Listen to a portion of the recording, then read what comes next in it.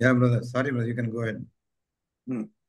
Also, in chapter 10, we there is a mention about the remnant of Israel. और 10 अध्याय में Israel की जो शेष प्रजा है उनके बारे में भी लिखा हुआ है। In last week's discussion, we talked about showing some maps about the various empires. और पिछले सप्ताह जो हमने ध्यान मनन किया था तो अलग अलग राज्यों के कुछ नक्शा दिखाने की बात भी हमने की थी।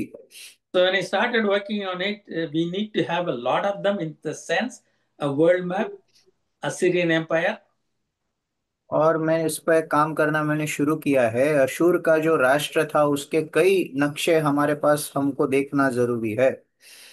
and we have to go also further to Babylonian and also to refer to Nebuchadnezzar's statue, Greek Empire and the Roman Empire. So it became big. I'm preparing on that. One day we'll have a session only with all the world maps and various empires clearly और shown where it is.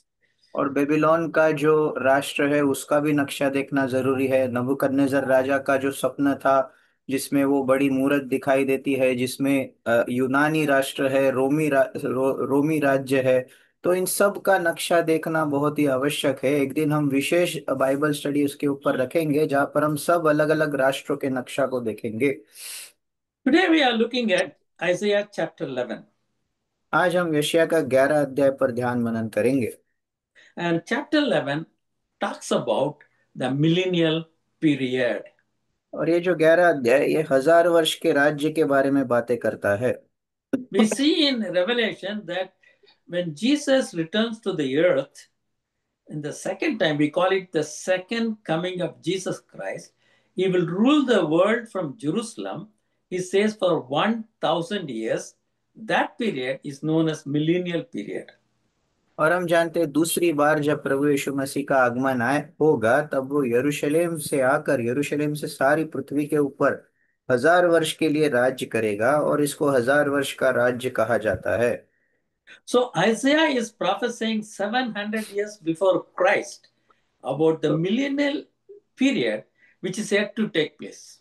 तो यशायाह जो है प्रभु यीशु मसीह से भी पहले 700 वर्ष पहले भविष्यवाणी कर रहा है और 1000 वर्ष के बारे में भविष्यवाणी कर रहा है, जो अभी ये भविष्यवाणी अभी तक पूरी नहीं हुई है, आने वाली है। Isaiah chapter 11, verse 1. And there shall come forth a rod out of the stem of Jesse, and a branch shall grow out of his roots. तब 11 अध्याय 1 वचन, तब यिशै के ठूंठ में से एक डाली फुट निकलेगी और उसकी जड़ से एक शाखा निकल कर होगी। Shall we commit the study to the Lord in prayer? Let's pray. Loving Heavenly Father, we say thank you to you for the time you have given to us to gather together and study Isaiah chapter 11. As we look at it, Lord, we understand it refers to the millennium period of your second coming to this earth. Open our understanding. Prepare us for your coming. Committing the study into your hands. We offer this prayer in Jesus' name. हाँ। Amen. Amen. Now, Isaiah 700 years before is using a name Jesse. और प्रभु यीशु मसीह के 700 वर्ष पहले यशायाह जब भविष्यवाणी कर रहा है तो एक नाम वो यहाँ पर कह रहा है, ये नाम है यिशै। Jesse is the father of David. और ये यिशै कौन है? ये दाऊद का पिता है। And God promised to David, I will establish a kingdom, referring to the kingdom of God through Messiah. और परमेश्वर ने दाऊद को यह प्रतिज्ञा दिया कि तेरा राज्य मैं स्थापित करूंगा, और ये जो राज्य है ये मसीहा के द्वारा स्थापित किया हुआ राज्य है। So that is why when you look at the prophetic books, even people who lived in the days of Christ, they could not understand. Even rabbis were missing certain things. Clearly, it says about Jesse here, talking about David and Messiah coming out of his descendant. तो यहाँ पर स्पष्ट रूप से लिखा गया है, यिशै की बात है। यिशै के वंश में से जो दाऊद का राष्ट्र जो स्थापित किया जाएगा उस वंश में से मसीहा आएगा और उसका राज्य सनातन का होगा।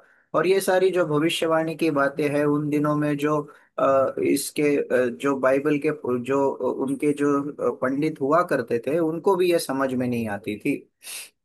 Now, verse 2 talks about the Messiah and talking about him, how the Lord's Spirit is giving him some understanding.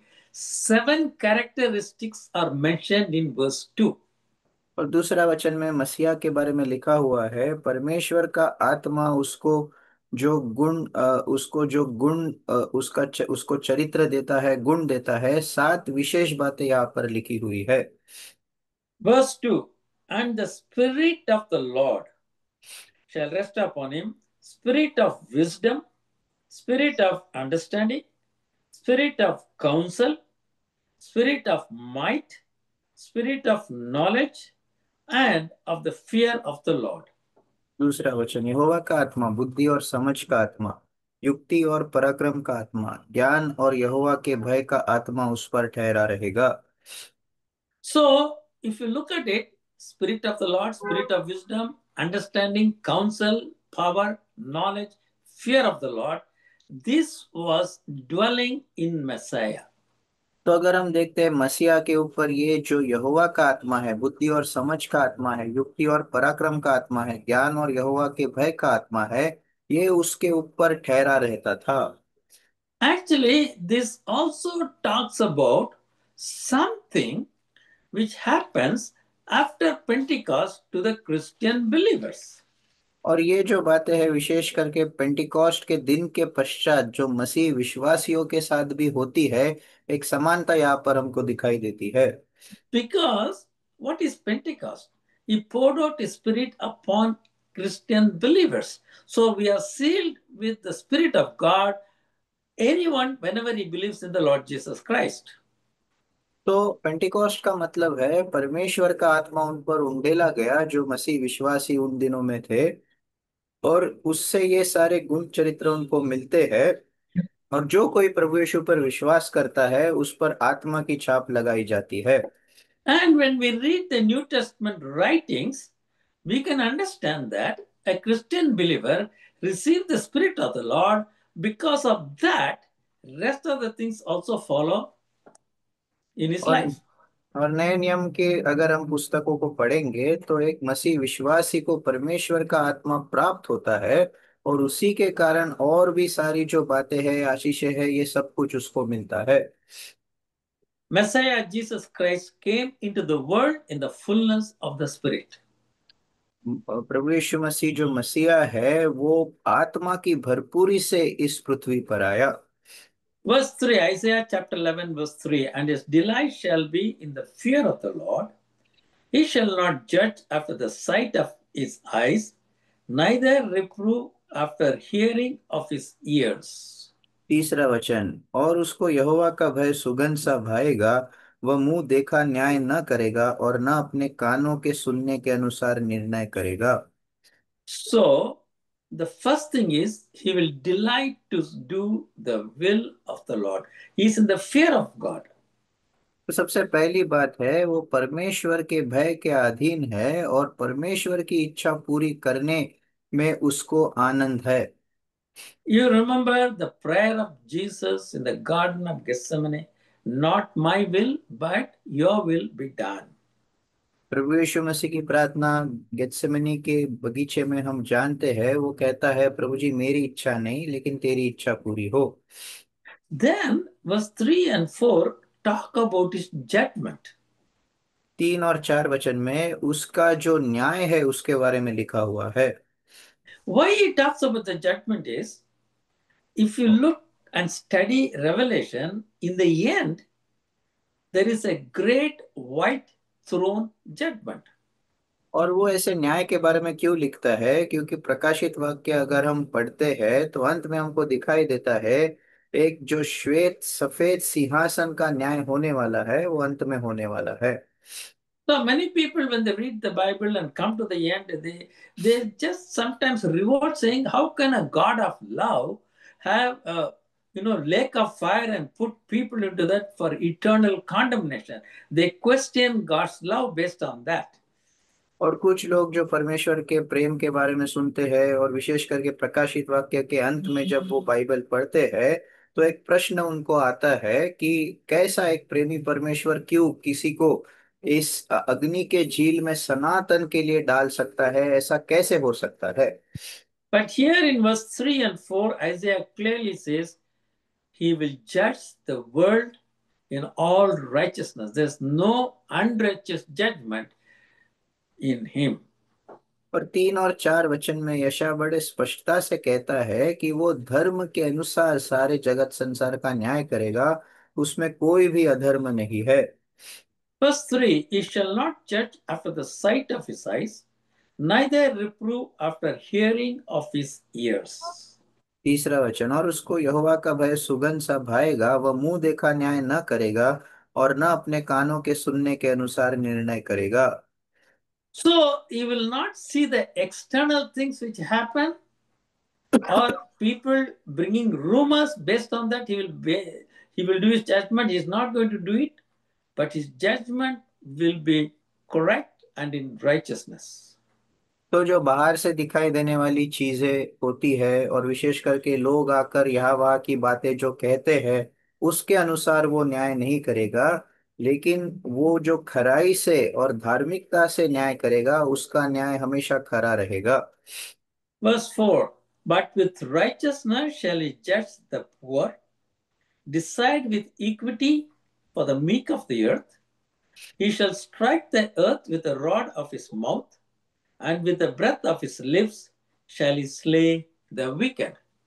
4 वचन, परंतु वो कंगालों का न्याय धर्म से और पृथ्वी के नम्र लोगों का निर्णय खराई से करेगा, और वह पृथ्वी को अपने वचन के सोते सोटे से मारेगा और अपने फूंक के झोंके से दुष्ट को मिटा डालेगा। So, when He comes to judge, when He makes a judgment about human beings, there is the righteousness with which He will do it. तो जब वो मनुष्य जाति का न्याय करेगा, तो हम देखते हैं वहां पर धर्म है, धर्म के अनुसार धार्मिकता के अनुसार वो सबका न्याय करेगा। And when He decides, He will decide correctly, equity, the meek of the earth. He is not going to decide, or, He's not going to be influenced by any other things except exactly what a person has done in righteousness, He will decide. और जब वो निर्णय करेगा, तो वो खराई से निर्णय करेगा, और जो भी किसी के प्रभाव में आकर वो कोई भी निर्णय नहीं करेगा, लेकिन कोई भी व्यक्ति ने जो अपनी धार्मिकता में किया हुआ काम है और जो नम्र लोग हैं, उनका भी वो खराई से न्याय करेगा। He says, He shall strike the earth with the rod of His mouth, with the breath of His lips, He shall slay the wicked. और लिखा है, वो पृथ्वी को अपने वचन के सोटे से मारेगा और अपने फूंक के झोंके से दुष्ट को मिटा डालेगा। So, when Jesus came and spoke on the earth, He said very clearly many things, many times. I'm the good shepherd, I lay my life for the sheep. तो जब यीशु आकर इस पृथ्वी पर वो कई बातों को कहा है, और सबसे जो एक बात उसने कही है, मैं अच्छा चरवाहा हूँ, भेड़ों के लिए अपना प्राण देता हूँ। He also mentioned very clearly that He is going to give His life as a ransom for the people of the world. और ये भी बड़ी स्पष्टता से उसने कहा है कि वो अपना अपना प्राण, अपना जो प्राण है, वो इस जगत संसार के कई लोगों के लिए वो एक छुड़ौती के लिए एक वो कीमत की नाई उसको चुका देगा। So, from His mouth and from His lips, the words have already come out. तो उसके मुंह से और उसके होठों से ये बातें बाहर निकल आई है।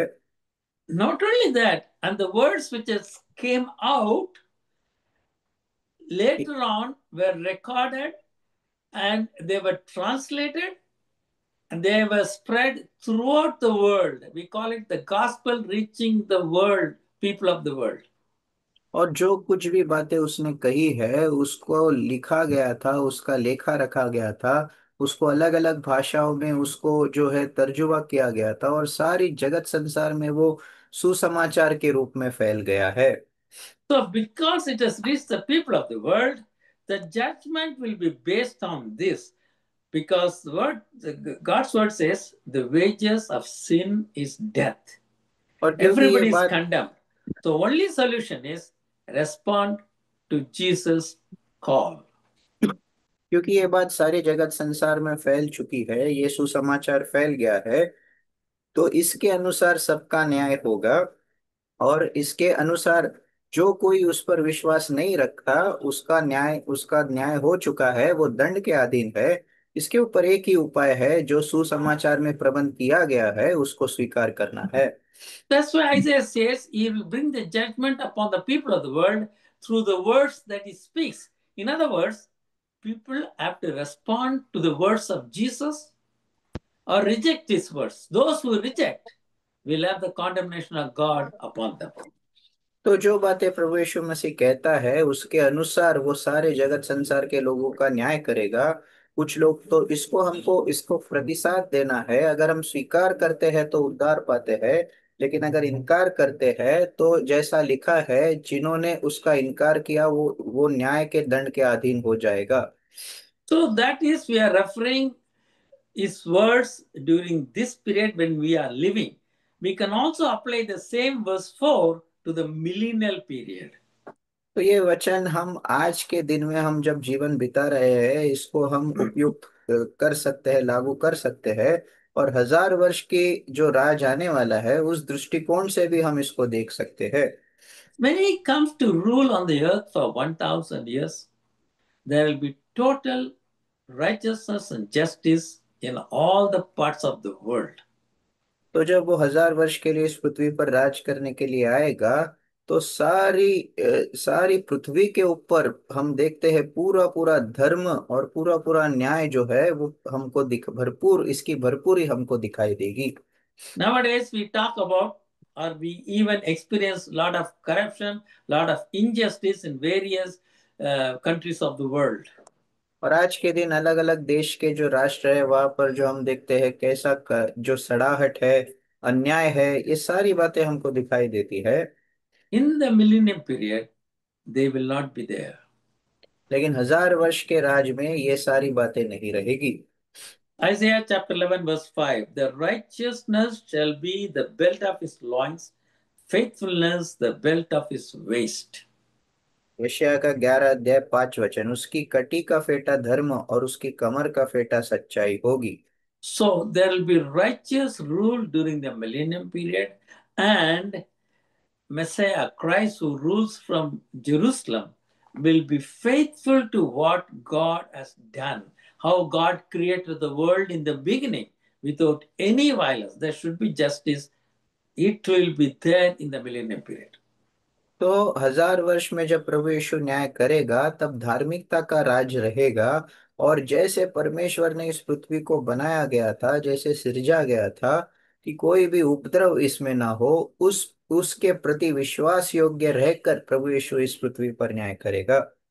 The world that God created, as we read in Genesis chapters 1 and 2, is a world where there is no violence, strife, or enmity. That's how it started in the beginning.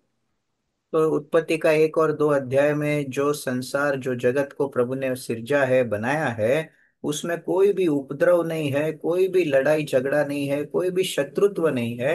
ऐसा हमने आरंभ किया था।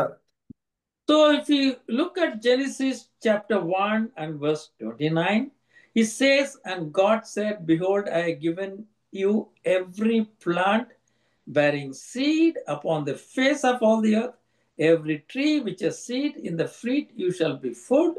Verse 30, and to every beast of the earth, every fowl of the air, and to everything that creeps on the earth where there is life, I have given every green plant for food, and it was so. उत्पत्ति का 1 अध्याय 29 और 30 वचन, फिर परमेश्वर ने उनसे कहा, सुनो, जितने बीज वाले छोटे छोटे पेड़ सारी पृथ्वी के ऊपर है और जितने वृक्षों में बीज वाले फल होते हैं, वे सब मैंने तुमको दिए हैं, वे तुम्हारे भोजन के लिए है। और जितने पृथ्वी के पशु और आकाश के पक्षी और पृथ्वी पर रेंगने वाले जंतु है, जिनमें जीवन का प्राण है, उन सब के खाने के लिए मैंने सब हरे हरे छोटे पेड़ दिए हैं। और वैसा ही हो गया। The green plants and the fruits were given as food for every living thing on this earth. तो ये जो हरे हरे पेड़ जो है और ये जो घास वगैरह सब जो दिया था, वो सारे पृथ्वी के ऊपर के सारे पशुओं के लिए और सारे पक्षियों के लिए एक खाने की वस्तु के रूप में उसको दिया गया था। But when man sinned and disobeyed God, everything changed. Even the creation was corrupted. With the result, we find violence even among the animal kingdom. लेकिन जब मनुष्य ने पाप किया तो हम देखते ये जो परमेश्वर की प्रणाली थी ये पूरा पूरा बदल गई। सब इसमें सड़ाहट आ गई है और हम देखते ये जो प्राणियों का जो राज्य है उसमें भी कैसे उपद्रव आता हमको दिखाई देता है। There are many animals like lions and tigers in the forest who will be eating lambs, goats, and cows. और कई सारे ऐसे प्राणी हैं जैसे सिंह है और शेर है और ये सब क्या है जो ऐसे छोटे छोटे पशु होते हैं जैसे कि बकरी है भेड़ है, इनको खा जाते हैं। But when Jesus Christ comes back second time, when the millennium period starts, the creation will revert back to the original condition. लेकिन जब प्रभु यीशु मसीह फिर से दूसरा आगमन उसका होता है और 1000 वर्ष का राज शुरू होता है, तब सारी सृष्टि है जो पहले जो ठहराई हुई जो प्रणाली है उसी के अनुसार बन जाएगी। Verse 6, Isaiah 11:6. The wolf also shall dwell with the lamb, the leopard shall lie down with the kid, the calf and the young lion, and the fatling together, and a little child lead them. यशायाह 11 अध्याय 6 वचन, तब भेड़िया भेड़ के बच्चे के संग रहा करेगा और चीता बकरी के बच्चे के साथ बैठा करेगा और बछड़ा और जवान सी और पाला पोसा हुआ बैल तीनों इकट्ठा रहेंगे और एक छोटा लड़का उनकी अगुवाई करेगा। So in verse 6, we find the total harmony among the animals of the forest. और 6 वचन में हम देखते हैं कि ये जो जंगल के जानवर है इनमें बिल्कुल एकता हमको दिखाई देती है। Verse 7, the cow and the bear shall feed, their young ones shall lie down together, the lion shall eat straw like ox. 7 वचन, गाय और रिछनी मिलकर चरेगी और उनके बच्चे इकट्ठे बैठेंगे और सिंह बैल के समान भूसा खाया करेगा। So now you can see how the entire creation reverts back to the original. The lion will be eating grass. तो हम यहाँ पर देखते हैं कि सारी सृष्टि कैसे जो पहले ठहराई हुई प्रणाली थी उसमें तब्दील हो जाती है क्योंकि सिंह भी यहाँ पर घास खा रहा है। Verse 8, and the nursing child shall play over the hole of the asp. The weaned child shall put his hand on the adder's den. 8 वचन, दूध पीता बच्चा करैत के बिल पर खेलेगा और दूध छुड़ाया हुआ लड़का नाक के बिल में हाथ डालेगा। The snakes will not be hurting anybody. और यहाँ पर जो सांप है वो भी किसी को हानि नहीं पहुंचाएंगे। Even a child can play with a snake.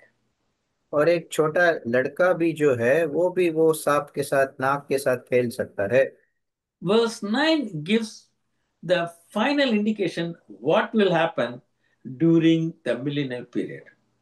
9 वचन में जो है ये जो 1000 वर्ष के राज में अंतिम अंत में क्या होगा इसका यहाँ पर संकेत दिया हुआ है।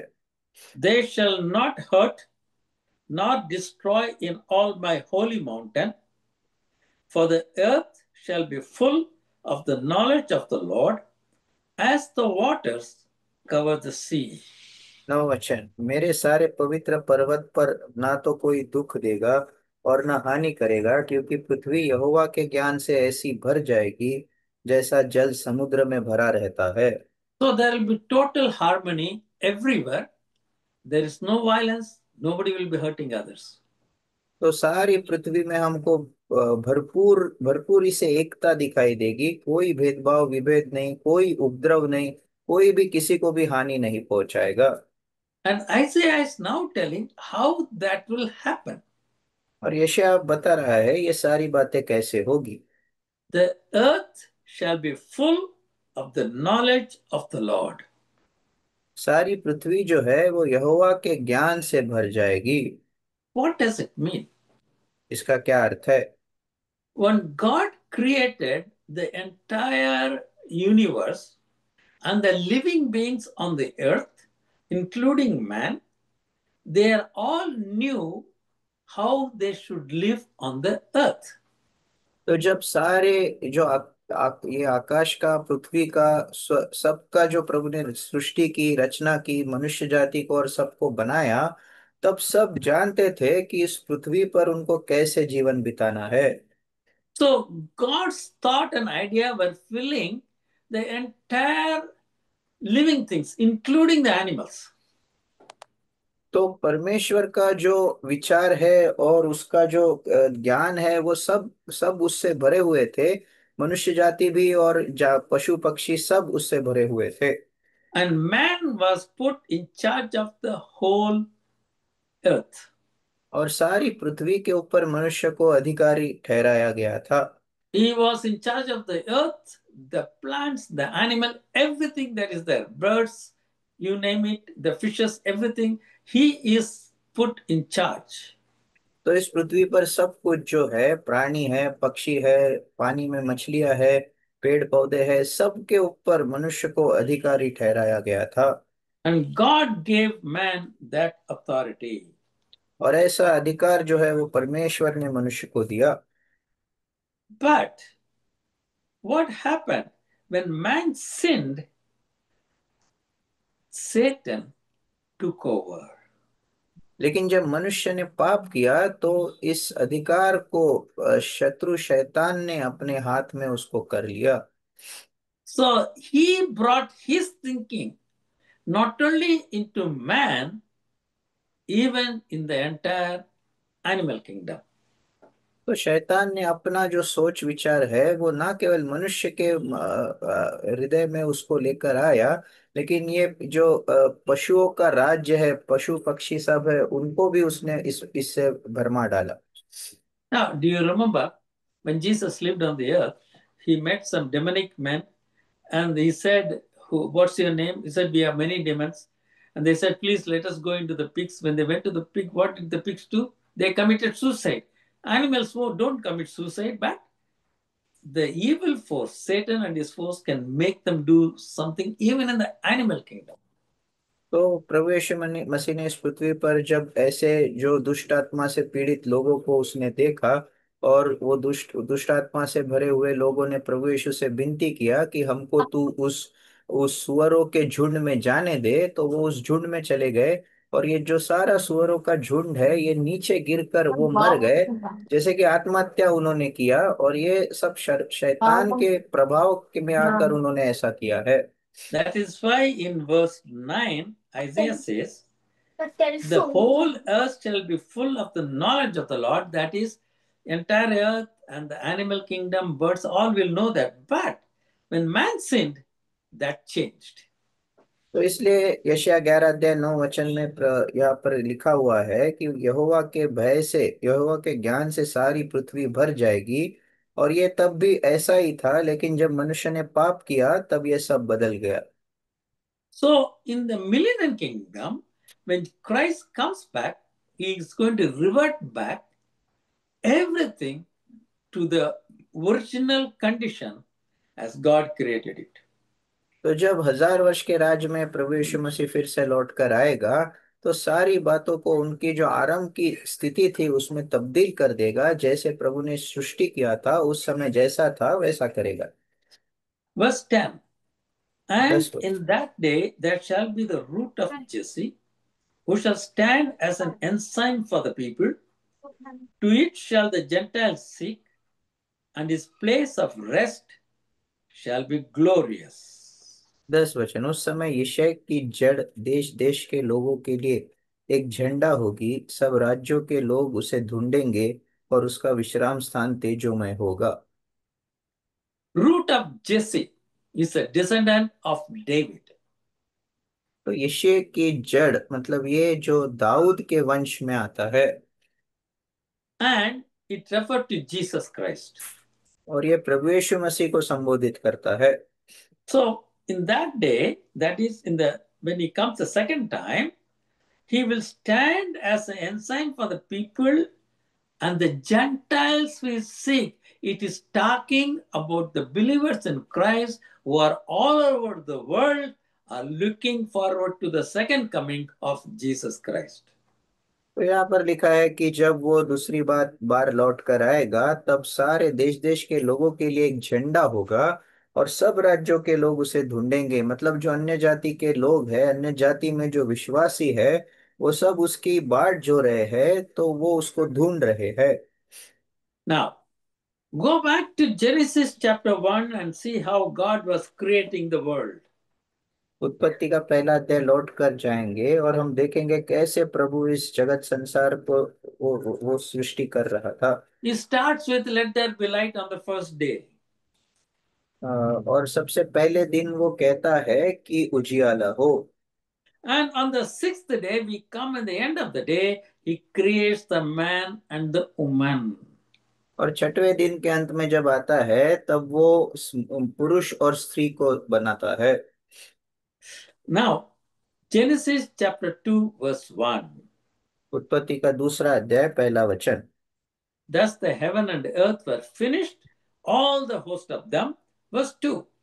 And on the seventh day, God ended his work which he has made, and he rested on the seventh day from all his work that he has made.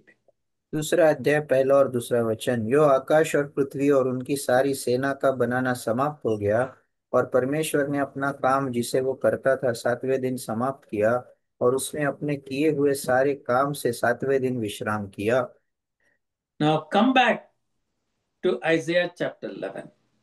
यशायाह के 11 अध्याय में लौट कर आते हैं। We have seen in Genesis that when God created everything, it was very good. No violation, no sin, nothing was there. And God was happy and he could rest. हमने उत्पत्ति की पुस्तक में देखा जब सारी बातों की सृष्टि प्रभु ने किया तब देखा कि सब कुछ अच्छा है, उसमें कोई भी गलती नहीं है, कोई भी ऐसी गलती की बात नहीं है। और प्रभु ने देखा सब कुछ अच्छा है और उसने विश्राम किया। His thoughts of God's were fulfilled, so he was fully satisfied. That's why it says he rested. और जो प्रभु का उद्देश्य था, विचार था, वो पूरा हो गया, वो पूरा पूरा तृप्त हो गया और इसलिए वो विश्राम करता है। Now we know what happened in the sin and everything. Now we are talking about the second coming of Jesus Christ. और आगे जाके जो पाप आया, ये सारी बातें हम जानते हैं। अब हम प्रभु यीशु के दूसरे आगमन की बात कर रहे हैं। Now, before the second coming of Jesus Christ, there will be a 7-year period tribulation. तो प्रभु यीशु मसीह के दूसरे आगमन से पहले 7 वर्ष का संकट काल का समय होगा। Revelation chapter 6 to 18 gives the details of that. प्रकाशित वाक्य 6 अध्याय से 18 अध्याय में इस सारी बातों का वर्णन किया गया है। During the tribulation, God will remove many things which are unrighteous in this world. और इस संकट काल के समय में कई ऐसी बातें जो अन्याय की, अधर्म की बातें हैं, उनको प्रभु इस दुनिया से हटा देगा। So at the end of the tribulation, when Jesus Christ returned back the second time, he will set the world back as it was in the beginning.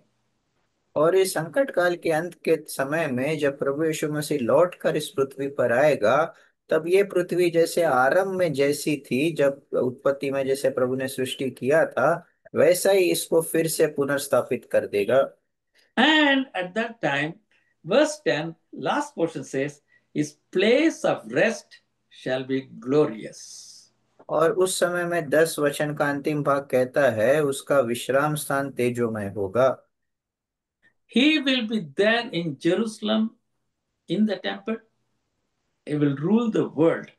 That will be his place of rest. It will be glorious at that time.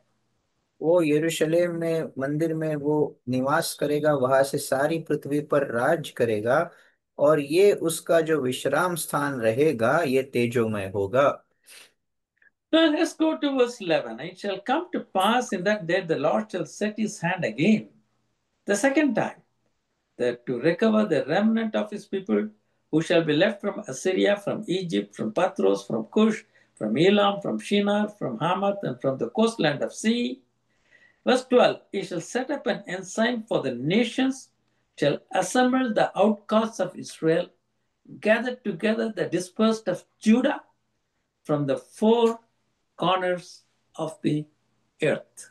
11 और 12 वचन। उस समय प्रभु अपना हाथ दूसरी बार बढ़ाकर बचे हुओं को जो उसकी प्रजा के रह गए हैं अशूर से, मिस्र से, पत्रोस से, कुश से, एलाम से, शिनार से, हमात से और समुद्र के द्वीपों से मोल लेकर छुड़ाएगा।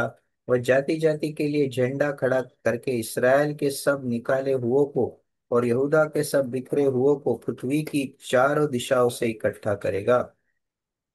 Verses 11 and 12 talk about gathering of the Israelites who have been scattered in the world.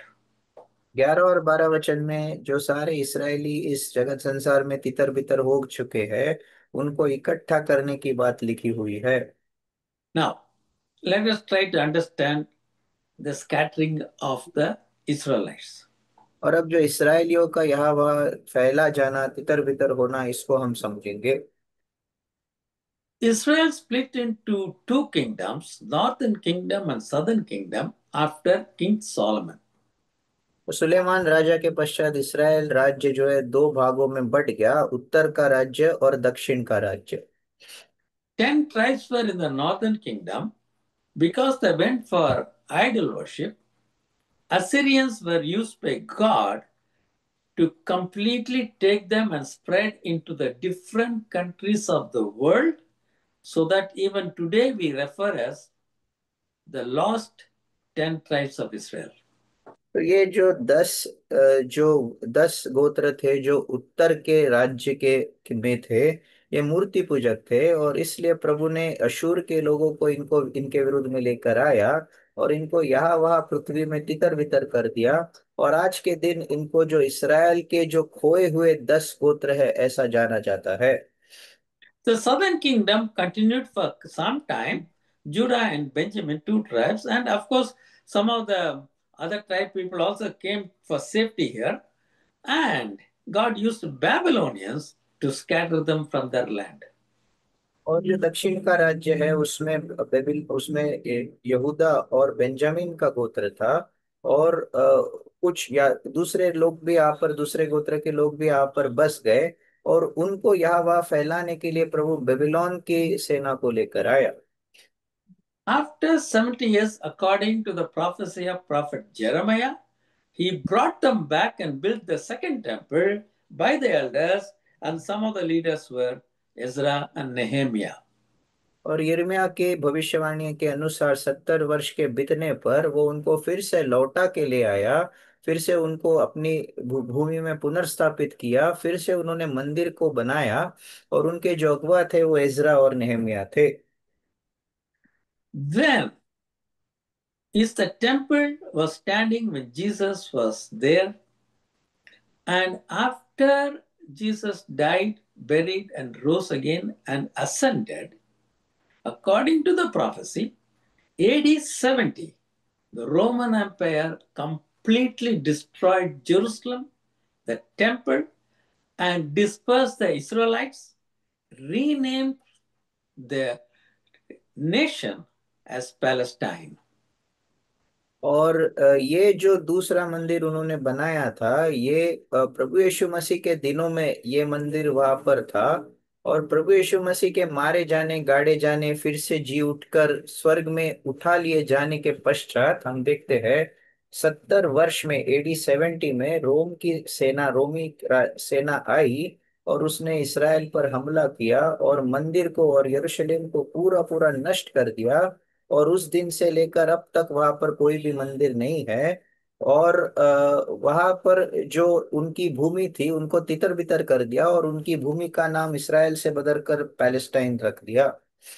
And we all know that the Jews suffered throughout the history, but very much during the Hitler's reign in Germany, 6 million Jews were put in gas chambers and killed. और हम जानते हैं यहूदी लोगों को बहुत छल किया गया, यहाँ वह पृथ्वी पर जब वो फैल गए थे बहुत उनको दुख सहना पड़ा, विशेष करके जब ये हिटलर ने वर्ल्ड वॉर में उनको जब मारा, 60 लाख यहूदियों को उसने मारा। So the Jews ran back to their old country, which was known as Palestine, occupied it. 1948, they declared that area as country we call today Israel. तो जो यहूदी लोग हैं वो फिर से लौटकर अपने देश में चले गए, जिसको पैलेस्टाइन उस समय कहा जाता था 1948 में, और उसको फिर से उन्होंने उसका कब्जा कर लिया, और आज के दिन इसको हम इसराइल कहते हैं। A little less than 8 million Jews are living in the nation of Israel. 80 lakh से थोड़ा कम यहूदी जो है इसराइल में आज के दिन हमको दिखाई देते हैं। And a similar amount of Jews are known to live in different countries of the world today. और उसी संख्या के यहूदी जो है अलग अलग राष्ट्रों में यहाँ वहाँ तितर बितर हुए हैं, और हमको जगत में अलग अलग जगहों पर दिखाई देते हैं। Apart from this, many of the Jews have mixed with the local culture and also married people in the different regions they went. So they are completely gone into the other areas of the world. As on today, we don't know how many are like that. और कई सारे यहूदी ऐसे भी हैं जो अलग अलग स्थानिक राष्ट्रों में वो वहां पर घुल मिल गए, वहीं पर उन्होंने शादी ब्याह किया, और वहां के लोगों से वो मिल चुके हैं। और ऐसे कितने यहूदी और हैं, हम इसके बारे में कुछ नहीं जानते। Now, we read in verse 11 and 12, in the millennium period, all those people who have some connection as a descendancy to the Jews or Israelites, we call it, will be taken from the world and brought back to their country there, which we call today as Israel. तो 11 और 12 वचन में हम यही पढ़ते हैं कि ऐसे जो भी लोग हैं जो इसराइल के वंश में से आते हैं, या उनका जो इसराइल और यहूदा के साथ कुछ ऐसा नाता है, उनको यहाँ वहां से पृथ्वी में से चुनकर लेकर फिर से उनको इसराइल में स्थापित किया जाएगा। So all of them, the Jews will be gathered into that one place, the nation of Israel. और उस समय सारे यहूदी एक जगह पर वो इकट्ठा हो जाएंगे, जिसको इसराइल का राष्ट्र कहते हैं। Verse 13, the envy also for Ephraim shall depart, adversaries of Judah shall be cut off. Ephraim shall not envy Judah, Judah shall not harass Ephraim. 13 वचन, इब्राहिम फिर दाह न करेगा, और यहूदा को तंग करने वाले काट डाले जाएंगे। न तो इब्राहिम यहूदा से डाह करेगा, और न यहूदा इब्राहिम को तंग करेगा। Ephraim refers to the northern kingdom of Israel, Judah refers to the southern kingdom of Israel. और इब्राहिम जो है वो इसराइल का उत्तर का राज्य को ये संबोधित करता है, और यहूदा इसराइल के दक्षिण के राज्य को संबोधित करता है। Verse 13, we are seeing it in our time happening in Israel. There is no northern kingdom, there is no southern kingdom, they are all one single kingdom. That's what verse 13 talks. और 13 वचन के अनुसार आज के दिन Israel में हम देखते हैं कि उत्तर का राज अलग नहीं है, दक्षिण का राज अलग नहीं है, उसमें कोई विभेद नहीं है, केवल एक ही राज्य इसराइल जाना जाता है। Verse 14, they shall sweep down upon the shoulders of Philistines in the west, they shall plunder together of the east, they shall lay their hand on Edom, Moab, and the children of Ammon, and the children of Ammon shall obey them. 14 वचन, परंतु वे पश्चिम की ओर पलिश्तियों के कंधे पर झपट्टा मारेंगे और मिलकर पूर्वियों को लुटेंगे। वे एदोम और मोआब पर हाथ बढ़ाएंगे, और अम्मोनी उनके अधीन हो जाएंगे। Verse 14 and 15 talk about, although Israel will be a small nation, the strength of the defense forces, nobody can fight them. और 14 और 15 वचन में ऐसा लिखा है कि यद्यपि इसराइल जो छोटा सा राष्ट्र कहलाया जाएगा रहेगा, लेकिन उसकी जो सेना है वो इतनी शक्तिशाली रहेगी, कोई उनका मुकाबला नहीं कर सकता। When Israel was formed in 1948, so many nations, Arab nations, came against them. Every time they fought, the surrounding nation lost land. Every war, Israel was expanding their territory. That is what verse 14 talks about. 1948 में Israel का राष्ट्र जब बन गया तो तुरंत हम देखते हैं अरब राष्ट्र उसके विरुद्ध में उससे लड़ने के लिए चले आए। लेकिन जब युद्ध हुआ तो कभी भी इसराइल हारा नहीं, वो उनके ऊपर प्रबल हो गया और उनसे वो भूमि जो है छीनता चला गया। और इसी बात को 14 वचन में लिखा हुआ है। So 13 and 14, we are seeing it happening in our own times. और ये 13 और 14 वचन के अनुसार जो बातें हैं हमारे आज के दिनों में हो रही है। So many wars they are fighting. Every time Israel is winning and expanding the territory, occupying more place. They got on the Egyptian side everything, Sinai Peninsula. On the northern side, Golanites, everything they captured. और जब कभी Israel का युद्ध होता है वो और भी भूमि को छीन लेता है। और दक्षिण की ओर मिस्र के तरफ वो सिनाई का जो जगह है उसको उन्होंने वो अपने कब्जे में कर लिया। उत्तर में जो गोलन हाइट्स है उसको अपने कब्जे में कर लिया। और इस तरह से उसका विस्तार हो रहा है। Verse 15. 15 वचन। And the Lord shall utterly destroy the tongue of the Egyptian sea. With his mighty wind shall he shake his hand over the river, shall strike it into 7 streams and make men go over dry land. 15 वचन। यहोवा मिस्र की समुद्र की खाड़ी को सुखा डालेगा और महानद पर अपना बढ़ाकर प्रचंड लू से ऐसा सुखाएगा कि वह 7 धार हो जाएगा और लोग जूता पहने हुए भी पार हो जाएंगे। So, we know what happened to Egypt. Egypt lost, and finally, Egypt made peace treaty with Israel. और इजिप्ट मिस्र के साथ क्या हुआ हम जानते हैं। मिस्र हार गया और इसराइल के साथ शांति का करार उनको करना पड़ा। So, the nations were fighting first. Now they're using what is called a proxy.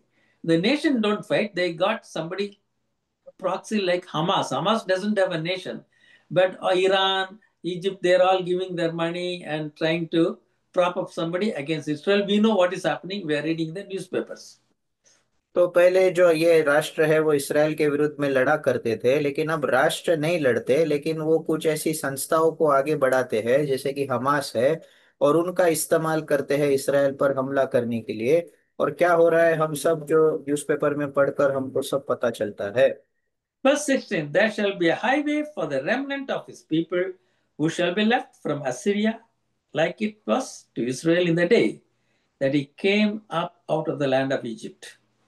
16 वचन। उसकी प्रजा के बचे हुओं के लिए अशूर से एक ऐसा राजमार्ग होगा जैसा मिस्र देश से चले आने के समय इसराइल के लिए हुआ था। During the millennium period, whoever is left out, they will all come back to Israel.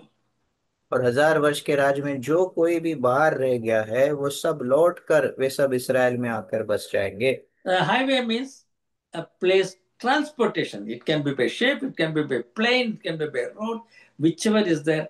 Everyone who calls himself an Israelite will return back to the land, the nation called Israel as we know it today. तो महामार्ग का मतलब है यहाँ से वहां जाने के लिए प्रबंध। तो चाहे वो रास्ते से हो, जहाज से हो या हवाई जहाज से हो, कोई भी मार्ग क्यों ना हो, लेकिन हर एक व्यक्ति जो इसराइल से जुड़ा हुआ है वो लौट कर आएगा और इसराइल में फिर से आकर बसेगा। So today we have finished Isaiah chapter 11.